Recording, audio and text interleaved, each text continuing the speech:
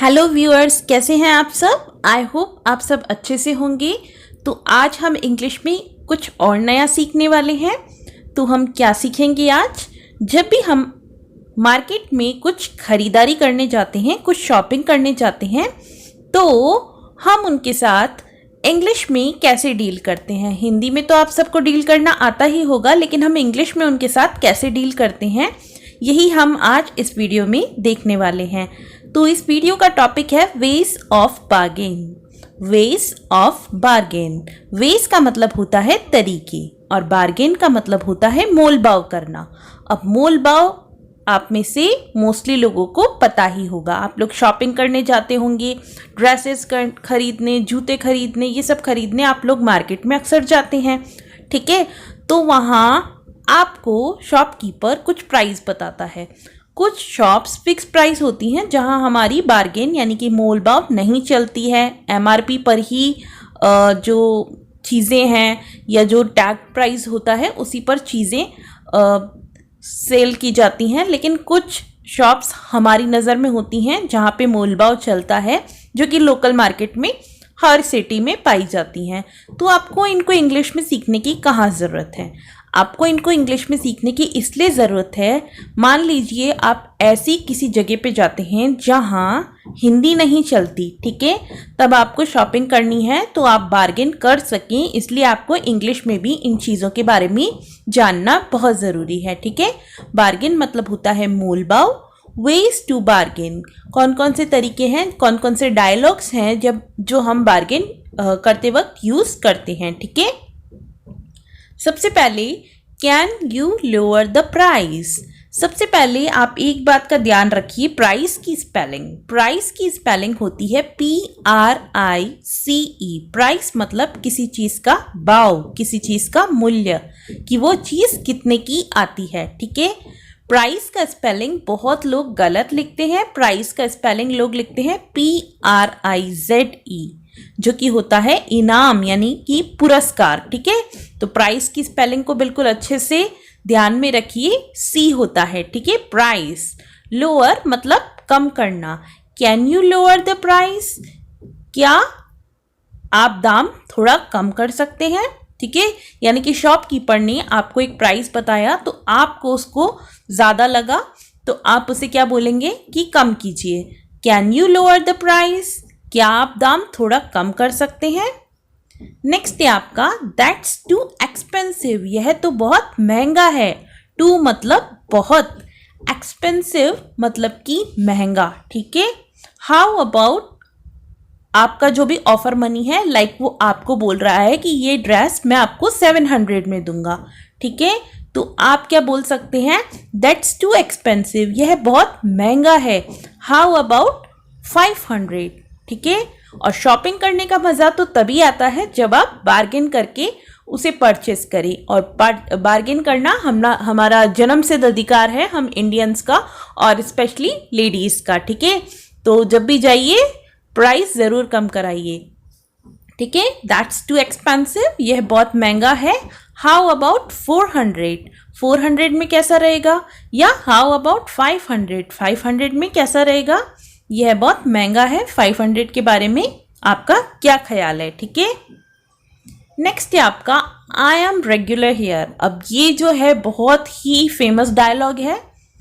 अरे भैया, हम तो आपसे रोज लेते हैं, कुछ कम लगाइए, कुछ ठीक लगाइए। ठीक है, I am a regular here, I am a regular here, please offer me a better price. ठीक है, मैं यहाँ अक्सर आता हूँ या अक्सर आती हूँ, मुझे बेहतर प्राइस, बेहतर दाम दीजिए, बताइए। ठीक है, नेक्स्ट है आपका what if I buy in bulk. Buy मतलब खरीदना, बल्क मतलब थोक में, यानी कि जब हमें कोई सामान, कोई चीज़, लाइक हम किसी गिफ्ट शॉप में जाते हैं, रिटर्न गिफ्ट शॉप में, वहाँ पे हमको रिटर्न गिफ्ट तो काफ़ी सारे ही खरीदने होते हैं।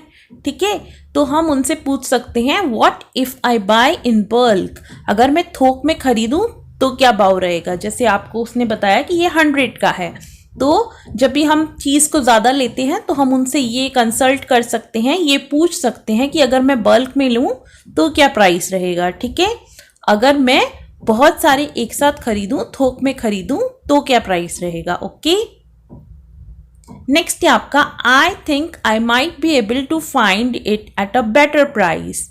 मैं सोचती हूँ कि मुझे इससे अच्छा प्राइस मिल सकता है।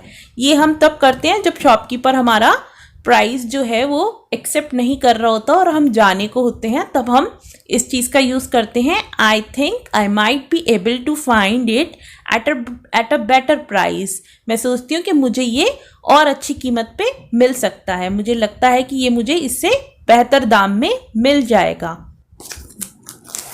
That's exorbitant. That's exorbitant. Exorbitant का मतलब होता है हद से ज़्यादा, बहुत ज़्यादा, ठीक है, अत्यधिक। एक्सॉर्बिटेंट मतलब अत्यधिक, कि ये तो बहुत ज़्यादा है, यह हद से ज़्यादा महंगा है, ठीक है। नेक्स्ट है this is a way out of my budget. यह मेरे बजट के बाहर है। Is there anything you can do about the price. क्या आप प्राइस के बारे में कुछ कर सकते हैं।